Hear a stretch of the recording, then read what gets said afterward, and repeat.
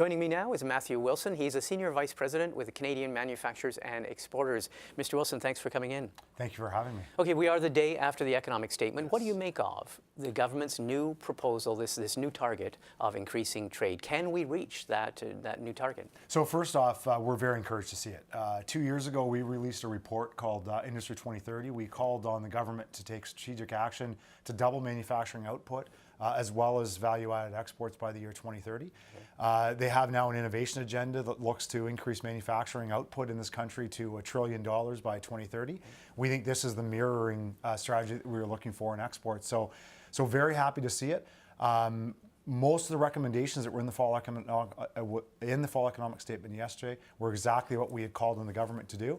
So it's a great first step. Now it comes down to proper implementation, so it's effective and not just a lot of words on paper. Well, that's it. Is it doable? Can we reach 50% more? Yeah, by absolutely we can. Yeah? Absolutely we can. Let's peel back some of the layers of the onion. The government said that it's got $1.1 billion it's going to immediately allocate to infrastructure and services to help exporters export. Where would that money be spent? Where would it be best spent?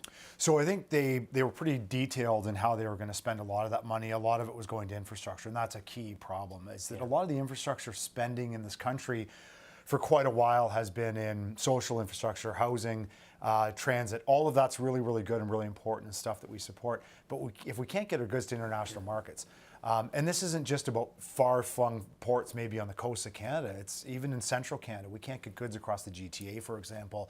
The corridors between Windsor and Montreal are congested very badly, and then that accesses big U.S. markets. So that's a fundamental first step, and so glad to see that almost $750 million invested there. The other measures, though, will maybe be structurally more important in the longer term as they implement them. So a lot of measures on helping SMEs grow. Our challenge in Canada is that 99% of our companies are SMEs. 75% of our manufacturing companies. Small and medium-sized enterprises. Small and medium-sized enterprises. Yeah. 75% of our manufacturers in this country have fewer than 10 employees.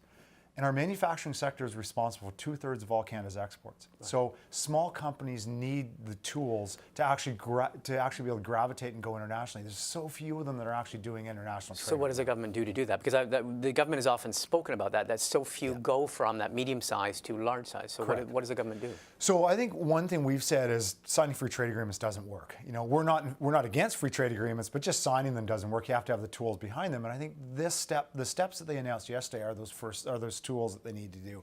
So things like mentorship councils to help small companies talk to other small companies who have actually done it and network together to understand how they break down barriers. Really cool, really critical step. And so we'll be working with the government to implement those across the country as an example. The government also referred to increasing the budget for trade commissions around the world.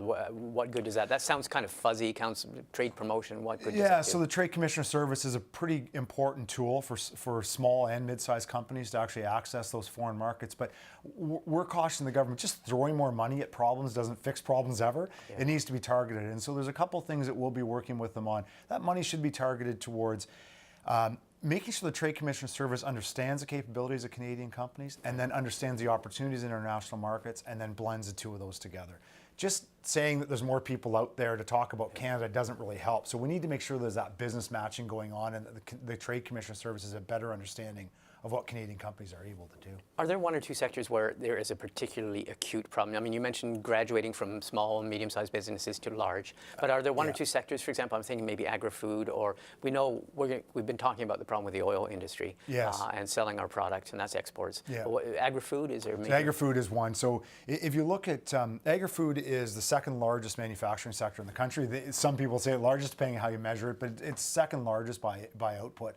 Auto is number one. Auto is responsible for somewhere around 20% of our output in manufacturing, but about 40% of our exports in manufacturing.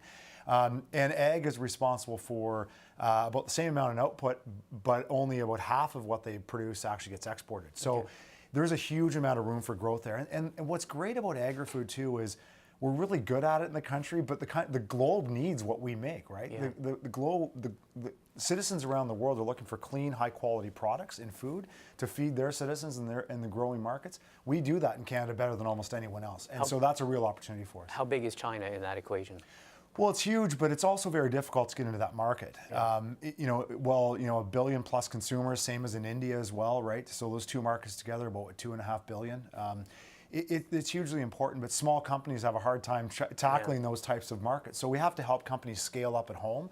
And so that's why we were glad in the fall economic statement to see that the focus first on domestic competitiveness. Things like the ACCA and the measures to help companies invest domestically. You can't grow internationally if you don't have that domestic investment first. Okay. So that comes first, help companies scale up, and then help them go global into markets like China and other places. In a word, it sounds as if you're enthusiastic about this new TAC. We are. It mirrors what we asked for and what our members had asked to deliver for on behalf of them to the federal government. Okay. Well, listen, thank you very much for coming in. Thank you for having me.